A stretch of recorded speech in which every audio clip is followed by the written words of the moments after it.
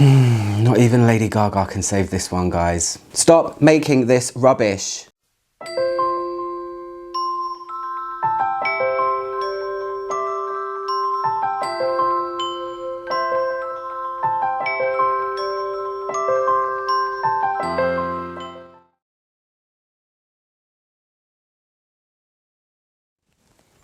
Hi guys, it's Ouch110. How's everyone doing? Good, I hope. Today I'm reviewing the newest fragrance to come from Valentino, and it's called VOCE VIVA, which means you live. I can already feel that this is going to become a rant, so do excuse me. Whatever I say is not meant to offend anybody that likes this fragrance, but I will say my piece. But first of all, the review. So I saw an advert pop up on my screen. It had Lady Gaga in it. I thought, oh, okay, cool. Oh, there's a new fragrance. Oh, okay. So I got myself a sample. Here it is. Yeah, right there. There you go. And I saw the note list and I thought, okay, that looks kind of cool-ish. I like a white floral. And then I sprayed it on my hand and I went like this. So it's the latest one. Lady Gaga is the face of it. I'll read you the description of what Valentino themselves say about it. It says, "My voice is my strength, a celebration of an individual essence. Born to the voice of Maison's values of diversity and individuality." Please note, individuality. Remember that word. I'm going to come back to that in a sec. VOCE VIVA fragrance comes alive in a dialogue between Lady Gaga and Pierpaolo Piccioli. Composed of colour, couture and coolness, this essence let each woman, it should be lets each woman, radiate with the energy of fulfillment and confidence. The sleek glass bottle inspired by a couture silhouette is topped with a cap enriched by iconic rock stud details, illuminating its distinctive character. A V of light shines through the golden hued scent. Bottle is gorgeous, I will start by saying that.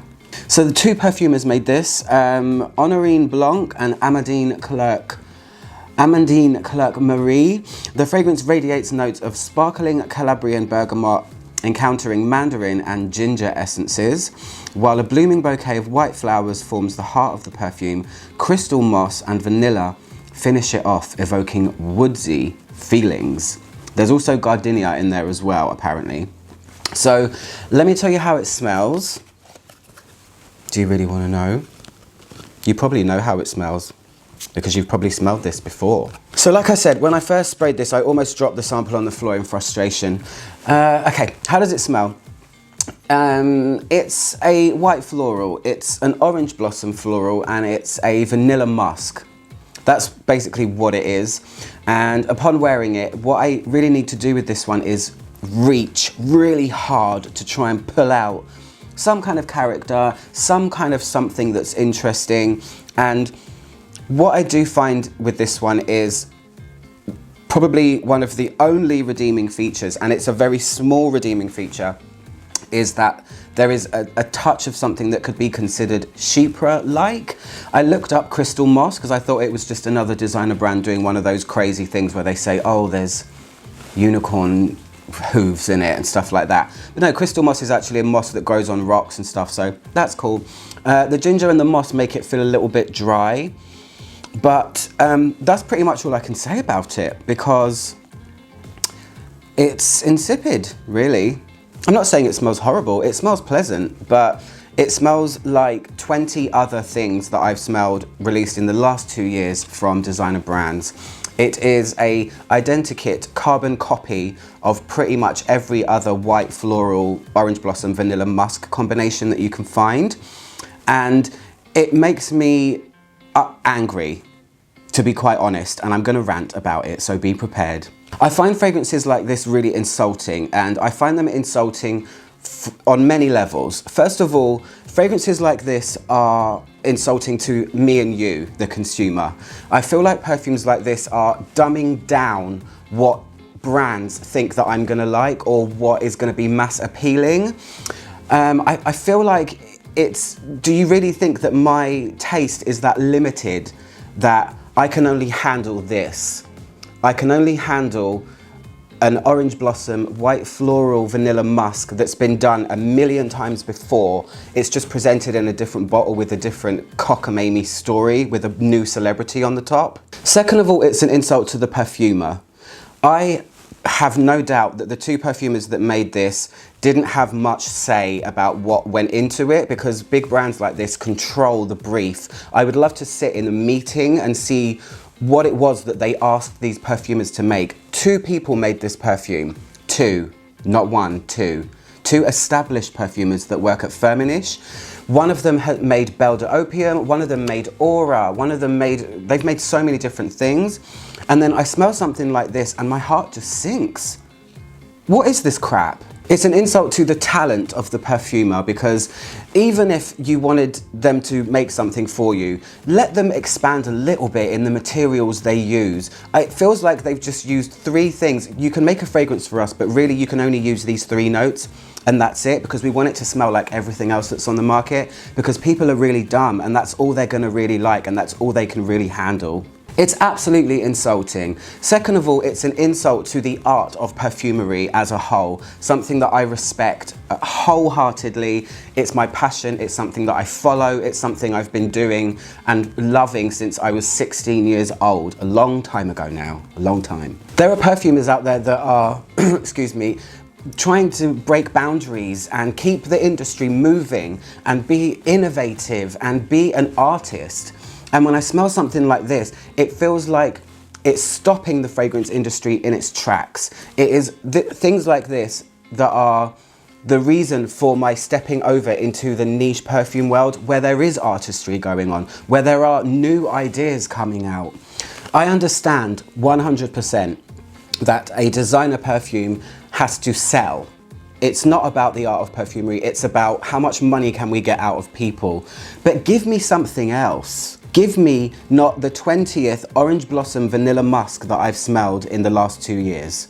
Just stop, just stop. If anyone's been following me for a number of years, you will notice that the amount of designer perfumes I review has gone down a bit, and the amount of niche perfumes I review has gone up. It's perfumes like this. Please don't blame me. Blame the companies that are producing insipid, drivel, unintelligent, boring, characterless mush like this. It says in this card here, a couture orange blossom. What the hell is a couture orange blossom? Anyone? A couple of years ago, new rules came into play in the perfume industry, and it did limit perfumers' palettes, but I still think that things better than this can be produced for sure. It's perfumes like this that are gonna halt the sale of perfume in the designer world entirely.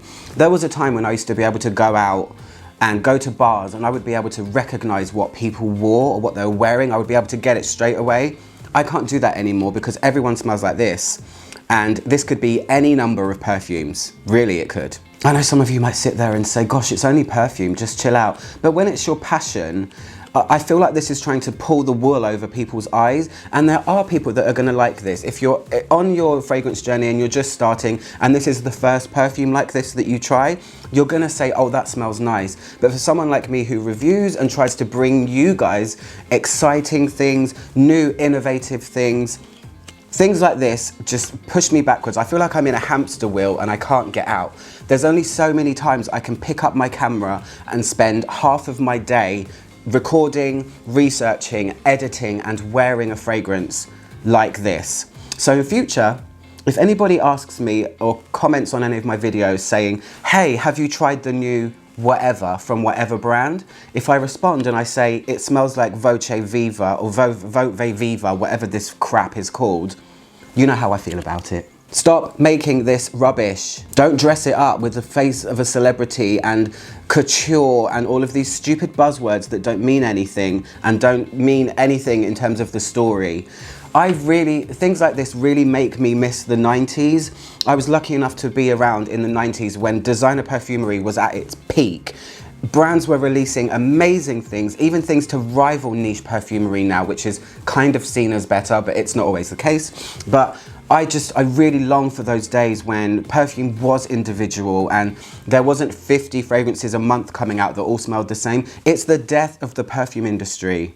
not the perfume industry, but the designer commercial perfume industry. Okay, I'm gonna stop ranting now anyway, because I think I've said my piece enough. But if anyone wonders why I don't review so many designer perfumes, I still smell them, I still actively seek them out, and I still try and find ones that are great. But like I said, I can't review things like this anymore because it's making me feel dumb, and it's making me feel like my nose is broken when I know that it isn't. I'm a good reviewer, guys. I know what I'm talking about, so I'll blow my own trumpet for a second. Anyway, VOCE VIVA by Valentino. Very, very simple, boring, uninventive, orange blossom, white floral that's a vanilla-y, musky base. It smells like everything else out there. End of review. Goodbye.